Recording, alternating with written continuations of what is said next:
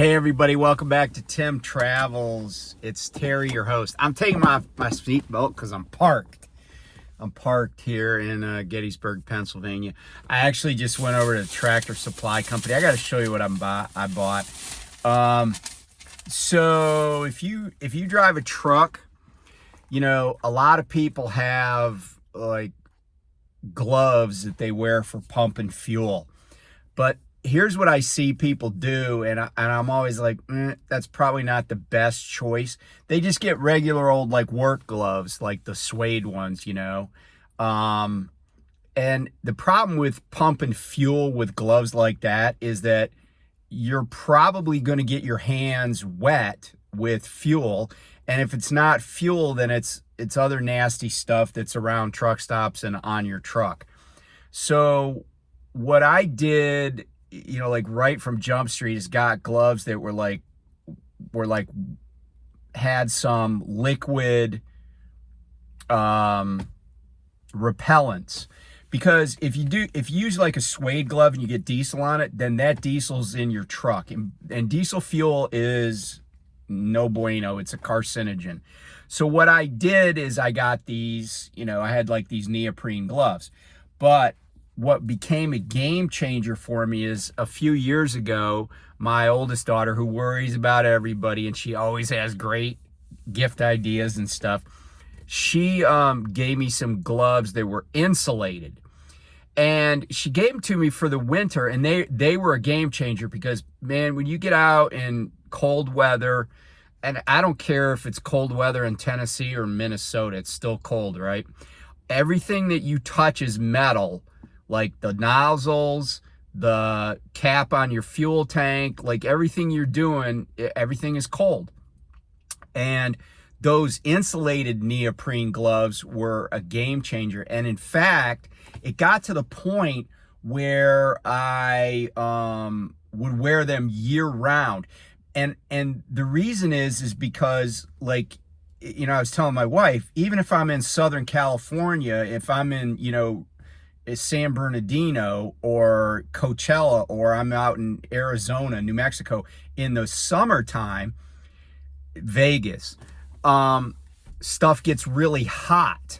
And so those gloves are insulated, right? It's like hot and cold. But the other thing that I never would have thought of but came in handy is, more than one time I've gotten my hands like whipped, for lack of a better term, by like a crank handle on landing gear that got loaded up on energy, and I let it go because like something wasn't working right, the gears, or I wasn't properly engaged, and I got my hand clobbered. And it still hurts like hell, but the padding on those gloves has made my life better. And, you know, just, you know, it's kind of a rough and tumble job sometimes, and you hurt your hands. And it sucks to hurt your hands or freeze them or burn them or whatever it is when you are a steering wheel holder like I am, right? Because what do we hold the steering wheel with? Well, if you're a mere mortal, you probably just hold it with your hands. But I sometimes hold it with my knee because I'm an advanced steering wheel holder. No, I'm just joking about that. I have done that in a car. But I just went, so normally I would get these Wells Lamont gloves, and I've talked about those in the past. But today, and you know, the crazy other thing is, a lot of times getting winter gloves that are considered winter, because this says thermal, right? You can't get them, like, it's January and they're already like sold out of a lot of gloves, but they don't restock. But I wear these thermal neoprene gloves. This is the neoprene part, the black. I wear these year round, like I said, for the reasons I said. But this brand is Kinco. I just got them, and actually I paid, so the unit price was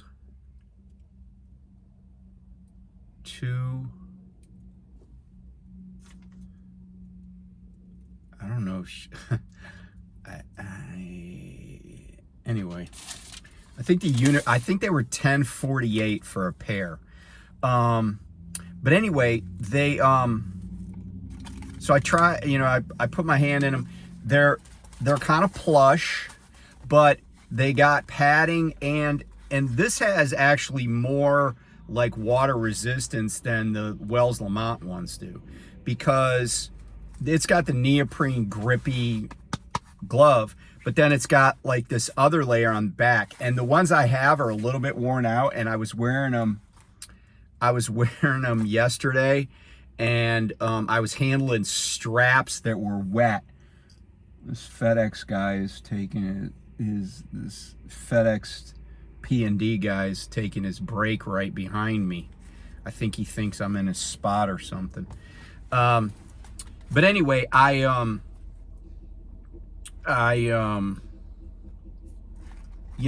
just bought these, about 2 pair. I'll give them a try, but yeah, if you're pumping fuel with some leather glove, some, suede glove, I recommend going to the neoprene, because then the fuel's not soaking into it. And you could even take, if you're really conscientious about it, you're going to get fuel on your hands. You can wash those off too. It's not going to like permeate the material. So anyway, that's not what I came on here to talk about, by the way. So somebody asked me, somebody that watches the channel all the time, they asked me about, they said, hey, can you explain the difference between like privately held companies, public companies, ESOPs, etc. And I was like, yeah, man. Because I talked about ESOPs a while ago, and if you don't know what ESOPs are, they're employee stock option plans. And so let's just talk about some definitions and what does that mean to you as a driver? Whether you're a contractor, whether you're a W-2 employee, what does that mean to you? So publicly held companies, and I'll just use Walmart as an example. Walmart's a publicly held or publicly traded company. Now, what does that mean? Well, what it means is, when we say that, is that they have accessed the public markets, the public finance markets in America. And they're listed on one of the exchanges. Now, there used to be a ton of different exchanges, but basically you're talking the New York Stock Exchange, the NASDAQ, which, by the way, NASDAQ stands for National Association of Securities Dealers Automatic Quotation. But NASDAQ is a market, a stock market, and then also the American Stock Exchange, the Amex. But what they've done is, so when a company goes public, what basically happens is they get an underwriter, like a big investment bank, so we'll just say Morgan Stanley. And the underwriter says, we're going to price the stock of this company, and it's called going public. And companies go public when they start selling their stock to retail investors. It doesn't mean that they weren't selling stock before. It was just a different kind of transaction that not everybody would have access to. And when a company initially goes public, so the initial public offering, the stock that they're selling is their stock. They're giving up a piece of their company. That is called the primary market. Okay, that's when initial public offering, stock is being sold in what's called the primary market. Now, once that stock is sold the first time, then every subsequent transaction is in what's called the secondary market. So let's say you go to a broker and you're like, hey, I want 100 shares of Walmart. The odds are that the company, the broker, is not, first of all, they're not getting that stock from Walmart directly, because it's not Walmart's IPO.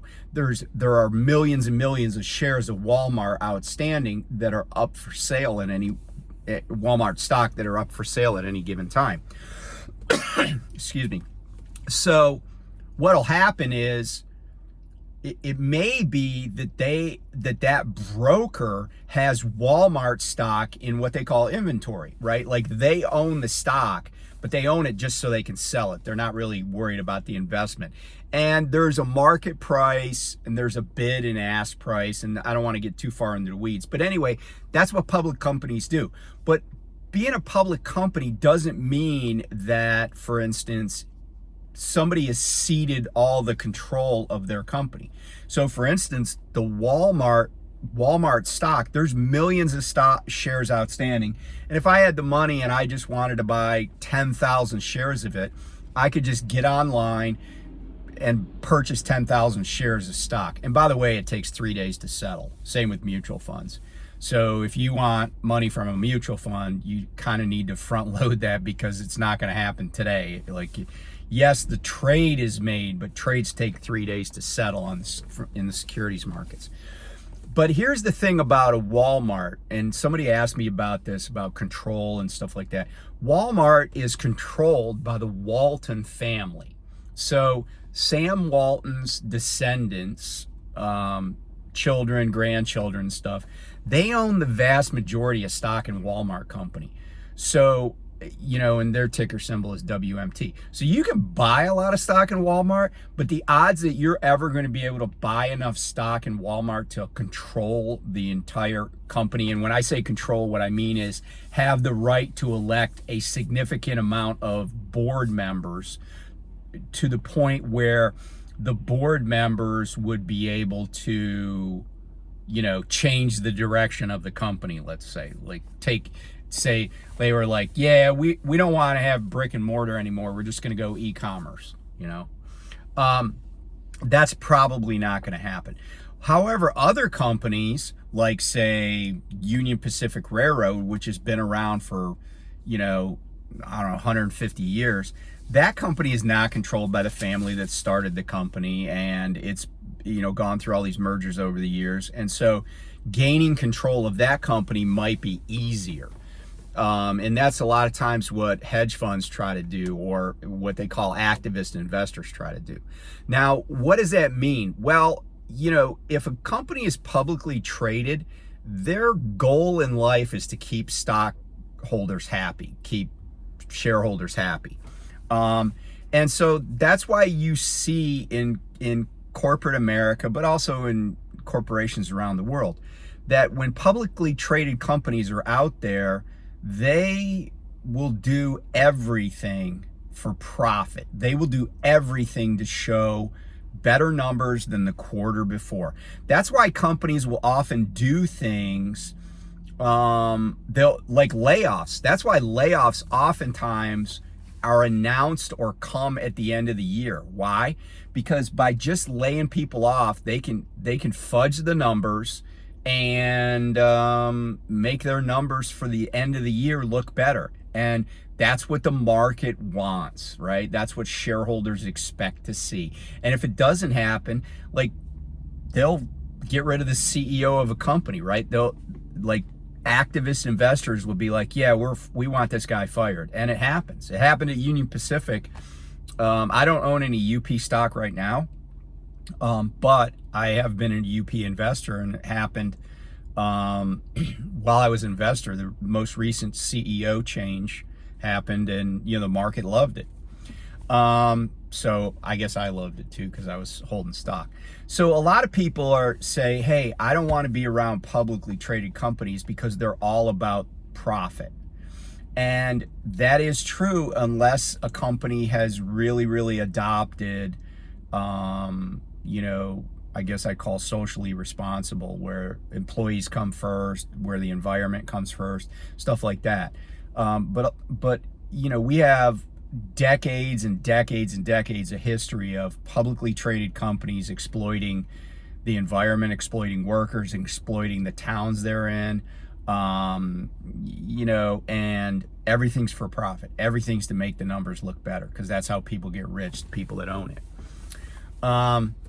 But having said that, if you work for a publicly traded trucking company, for example, anybody that works for any company that's owned by Knight Swift Holdings basically works for a publicly traded company. So if you're at Bar None, if you're at AAA Cooper, if you're at Knight, if you're at Swift, if you're at What's the other one? Abilene. All those companies are owned by Knight Swift Holdings. U.S. Express. You're at a for-profit, publicly traded company. They're going to worry about their numbers. That's the downside. The upside is, like, when I was at Knight, I could buy KNX, is their ticker symbol, by the way. I could buy KNX stock at a discount as an employee, and I didn't really stay there long enough to start investing in that. But you know, that's not a bad way to supplement. Getting publicly traded stock at a discount is not a bad way to supplement, you know, your investment strategy, your business plan, personal business plan, if you will, your retirement. And by the way, KNX pays a dividend. So if you own one share, and you reinvest the dividends, then at the end of the year, you're gonna own 1.1 shares, and you know, it's like interest. I actually am a big fan of high quality, conservative, dividend paying stocks. I don't chase, you know, I'm not Bitcoin. I don't care what Nvidia's doing. I care about core companies. Walmart is another example. They pay a dividend. They're not going anywhere, and they've been paying a dividend for years and years. You know, and I could get into the metrics of it, but anyway, that's publicly traded. Privately held, perfect example of a privately held company is Prime, okay? It's owned by a family or a wealthy individual who built the business up typically. They control everything. Now, it doesn't mean they're not about profit, because they are, right? Like, they're trying to stay in business. But what it does mean is that they have the latitude to do things that publicly traded companies can't do without getting a lot of blowback from the market, from analysts or from, you know, investors. So a privately held company oftentimes seems like a better fit for people, because while profit is a motive, keeping people outside the company, investors outside the company happy, is not a thing. The problem, though, is that a lot of times when you work for a privately held company, the people that own it, the family that owns it, decides they no longer want, you know, let's say it's the second or third generation, they no longer want to be involved with it. Well, they're not going to just like close the doors and walk away and take no money off the table. They're going to figure out a way to sell it. Now, that's where it gets hairy for drivers. There are a few options for companies, and I've worked for a few of these privately held. Now, J&R Schugel was that way, but then they converted to an ESOP, and I'll explain that in a second. But like when I was at Well is owned by this family called the Thielens, and they're like in their second or third generation now, right? And the guy that's like the chief operating officer of the company, I kind of talked about him, but he's like, I don't think he's that sharp.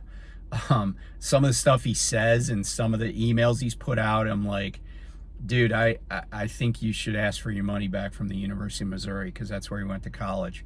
And he actually lives in Columbia, Missouri. He runs the company. The company's based in De Pere, Wisconsin. There's no terminal in Missouri. I mean, you know, like, that's one way to show you really don't give a shit, is you don't even come to the office where everybody else works. But anyway, you know, they're just going to keep running the company, but maybe they want to get rid of it at some point. So what are the options for a privately traded company that's selling out? Well, Fry Miller, for example, was the Fry Miller family, and they decided to sell out to private equity. And I've talked about the dangers of private equity. Those fuckers only care about profit to the exclusion of everything else. Private equity, it typically comes in, they do it with debt, right? So it's heavily leveraged.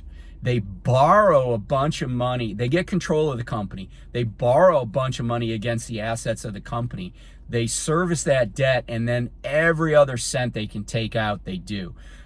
the vast majority of time when private equity gets into something, it does not end well, except for the private equity people.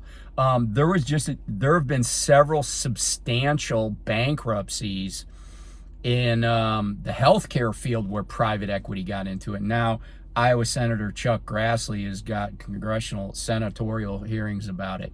But you know what? It's corporate America, right? Like, these people are all paying the politicians. Grassley's going to investigate, and then he's going to say some stuff that sounds good, and then Congress isn't going to do jack shit about it, right? Because private equity is buying everything up. They're buying up trailer parks, and people are finding all of a sudden their lot rent goes up $100 a month, and then 6 months later it goes up another 100 a month, and people are losing their homes in like trailer parks because they can't afford to live there anymore because private equity bought it from the guy that used to own it, the family that used to own it. So private equity is, like Fry Miller's run by private equity. I have zero confidence that that company, as it existed at the time these private equity guys came in, that 10 years down the road it'll even be around, maybe. But certainly it's not going to look like what it used to look when a family ran it and you could talk to those people in the hallway, type of thing. The other option for companies that want to sell out is to go public. Well, the way they're selling out there is they're selling their privately held stock on the public market. So now lots of people own it.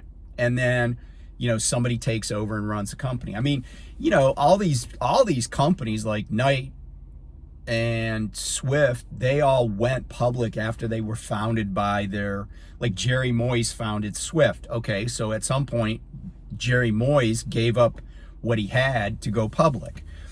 He still probably retained a ton of control like the Waltons do, but he went public, right? That's how he cashed out.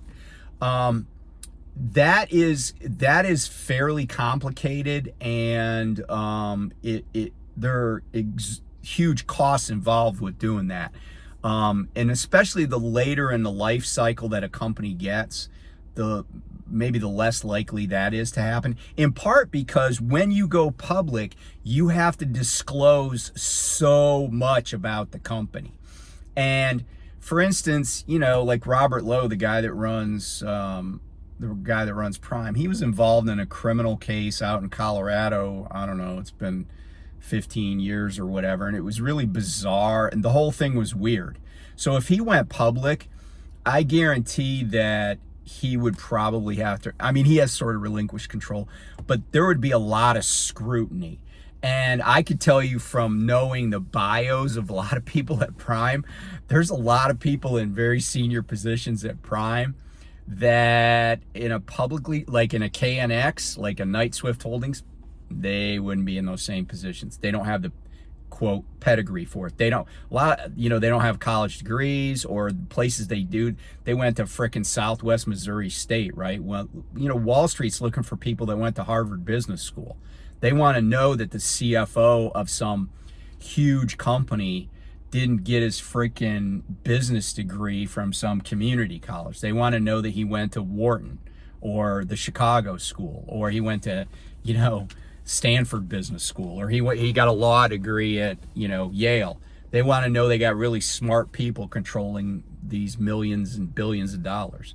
That's why some of these companies, the families kind of want to keep control, but it's kind of ironic, right? You build up this multi-billion-dollar business, and then when you go to the public markets, and you go to investment banks, they're like, yeah, we'll help you, but you got to quit, because the calculus changes, right? But the other thing that companies do, and this is what happened at Schugel and, for instance, Big G out of Tennessee, what happened at those companies is they said, oh, well, we don't want to go the private equity route, and we don't want to go public. So what we're going to do is we're going to essentially sell the company to the employees. But that's kind of a scam, and it certainly is kind of a misnomer. But what happens is that, so the ESOP is an entity, right? The employee stock option plan is an entity. And what happens is the owners of the company sell the company to that entity. Well, that entity, the reason it can buy the company is because it borrows money to get the deal done. And then the other part of the ESOP is it installs the exact same people that ran the company as the runners of the ESOP, the people that control the ESOP. And you know, these companies like Super G, like Schugle, like what's the other one?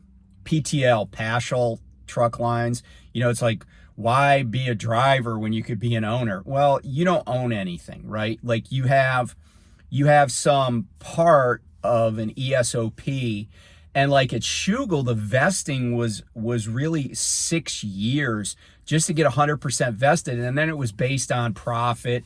And the people that ESOPs typically will, at least ESOPs and trucking companies will typically benefit, are the people that don't drive trucks. Why? Because there's high turnover of truck drivers. And you know, I've said the industry benefits by high turnover. This is one of the ways. ESOPs benefit by high turnover because nobody gets fully vested. Nobody's collecting on this. But they're doing all the labor that is enriching that lady that's been sitting in the corner office, you know, or sitting in the corner cubicle for the last 22 years. She's getting all sorts of money out of that ESOP. And you know, like at Schugle, I really think there was a concerted effort by dispatchers, other people at the company to basically rip drivers off. Well, you say, why would they rip drivers off? And well, the answer is because ripping drivers off drives up profit. Driving up profit is what gives those people more money from the ESOP annually. Yeah, drivers get some of that money, but if I stole $1 from you and then turned around at the end of the year and said, hey, here's 12 cents back, or here's 12 cents, you should be good. You should be happy with that. You know, that's what's going on. I am not a fan of ESOPs. I am not a fan of ESOPs. I think they're smoke and mirrors that benefit the people that always got the benefits. And yeah, there are some drivers that stick around for 30 years or whatever, and maybe they cash in. But you know what? If they'd have just been paid fairly and invested that money themselves, they would have a lot more. You don't want to have a situation where somebody controls your retirement. And it's just like at Prime, you know, there's this fund that they pay into for lease operators and stuff. But the thing is, it's so ridiculous, right? In order for it to vest, you have to have been at the company for 10 years and be age 65. How many people do you really think ever have collected off that Prime fund? I think they could fit them in one office. You know, they could fit those number of people in one conference room. How many people last that long at Prime? And, you know, the answer is, it's now with that, it is kind of found money. But my point is that all these plans have huge barriers, not to entry, but barriers to ever collecting. Because it wouldn't shock me to learn that there's a sudden uptick in people that are close to reaching age 65 at Prime and who also will be vested in that plan. They will have 10 years in. So you know, it wouldn't surprise me that there's an uptick in those people doing something wrong that gets their contract terminated.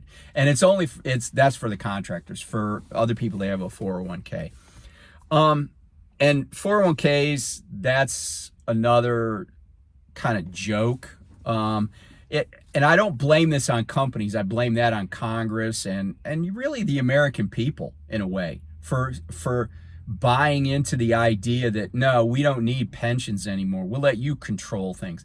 How, if I said, hey, you can have anything you want to eat, but you got to choose from hamburgers, macaroni and cheese, and spaghetti, you'd be like, oh, okay, well, I guess I'm having one of those three. That's how 401ks are. They have a lot of crappy investment options. And the matches on 401ks, I told somebody the other day about the match at my company. I said, it's 2%. I said, that barely covers the costs of the plan.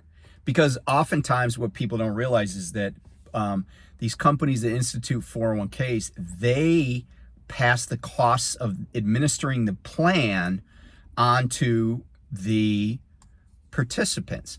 But here's the problem with that. You also, in any fund that you've invested in, you pay what is called a load to the mutual fund manager. So you're paying all these fees just to have like some pre-tax deduction, have, this tax advantage things. I'll tell you who benefits most from 401ks. The financial services industry and the companies. Because they're like, oh, why would we have a pension? You have this retirement plan. 401k is not a retirement plan. Okay. And, I'm sorry. There was a guy when I was working at Estes, and they said, oh, so-and-so retired. I'm like, really? He got a pension? They're like, no, we have a 401k. I said, oh, then he didn't retire. He just quit. Because really, that's what it is, right? Like, he got to some point and he was like, oh, I'm not going to work after this date. That's called quitting. And his 401k, that's a defined contribution plan, not a defined benefit. My pension that I have from the military, that's a defined contribution, or excuse me, a defined benefit. My benefit has gone up every single year like clockwork for the past 22 years. I've made more from my pension that I put nothing into than I ever did earn while on active duty for over 20 years. That's a pension. And, my father-in-law is a retired cop from Los Angeles. He has a pension. Now, he did contribute to it, but it's pretty generous. Teachers have pensions. That's a pension. That's somebody that's retiring, because they're going from a salary to money that was set aside for them and has a defined benefit. Defined contribution, like a 401k, you can run out of money pretty quickly if you don't know what you're doing. And a lot of times that's what happens to people in retirement. A lot of times. That's also the reason you see people that are like 82 years old working at McDonald's. I don't think it's because they really love slinging burgers or wiping counters down. I think it's because they ran out of money. Some people just like to have something to do, and that's cool. And I'm not taking that away from them, because my dad worked well into his 80s. But, I feel like there's a lot of people that are doing because they have to. They don't have a choice. And that's a shame.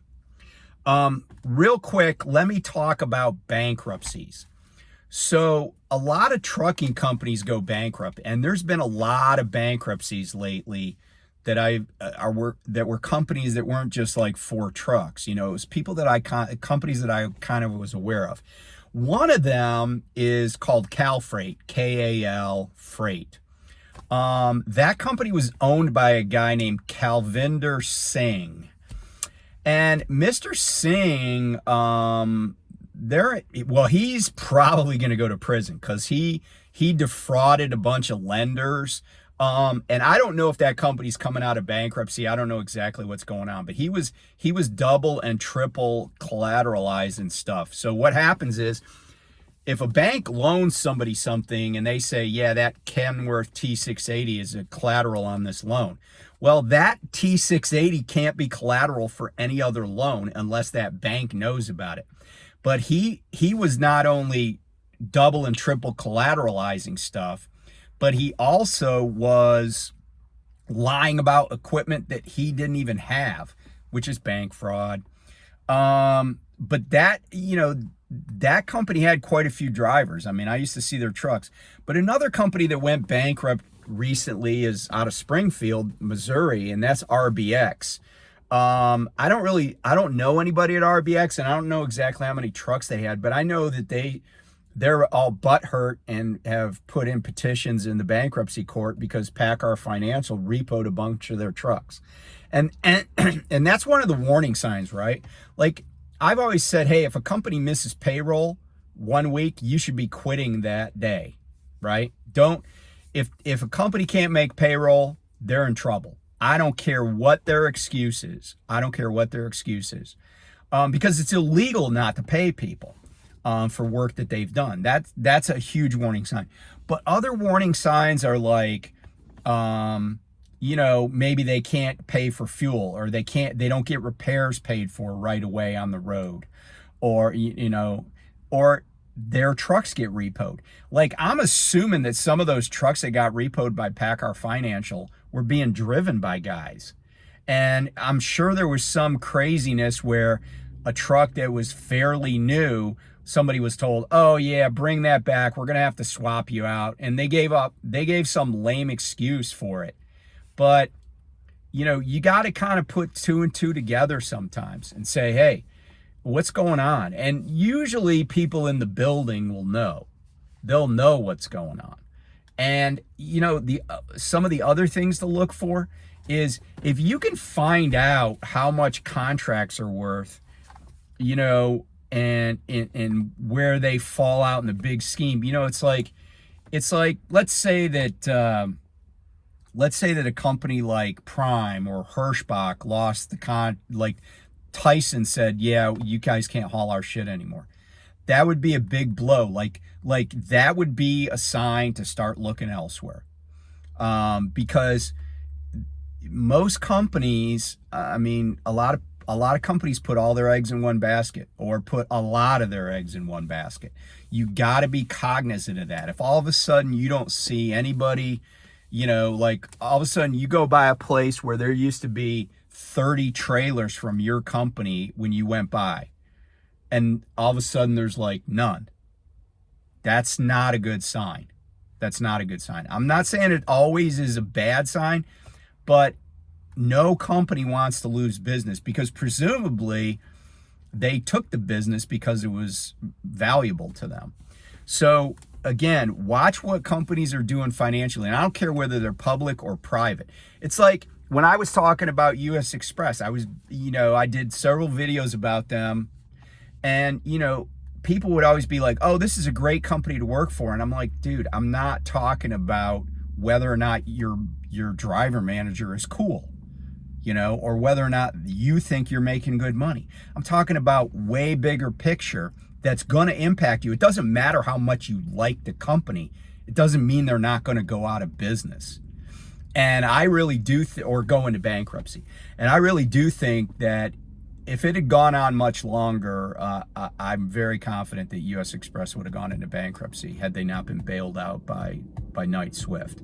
Their numbers sucked, and everybody knew it. And everybody that paid attention, and that's the thing, right? Like, just because you're a truck driver doesn't mean you shouldn't pay attention to higher level stuff, unless you just don't care about your future. You don't want to be the last person to leave the sinking ship, right? You want to get out while the getting's good.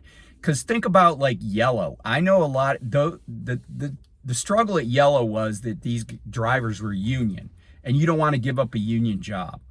But if you're not in a union and you think a company is struggling and they might go under, leave before everybody else starts wanting to leave. And I've seen that across industries. Like, I remember when Fannie Mae was struggling in 2008, and they offered buyouts. Like, that's another sign, right? They were offering buyouts to people. And then other people were like, no, I'm not going to take the buyout and I'll be good, because those people that take the buyout will leave. Well, guess what? The next time they needed to cut headcount, no buyouts. They just cut people. And in my previous life, I dealt with a lot of those people, and there was a lot of bitterness. If your company's offering a buyout, take it and leave. Not saying you're going to get that as a truck driver, but in other industries. So anyway, I hope this is helpful. If you got questions, I'll answer them. Just put them in the comments. And yeah, man, take it easy. I'm home for the weekend. Big winter storm coming up the East Coast. It's going to affect a lot of people. I might just wait till Monday to go back out. I already got a bunch in the bank, so to speak, for next week's paycheck. And I'm in no hurry to be in a ditch. So anyway, be safe. And and it's going to be wicked cold. You know, after this snowstorm, it's going to be super wicked cold. So please prepare now. Beat the Christmas rush, so to speak. So be safe, and I'll talk to you guys soon. Bye.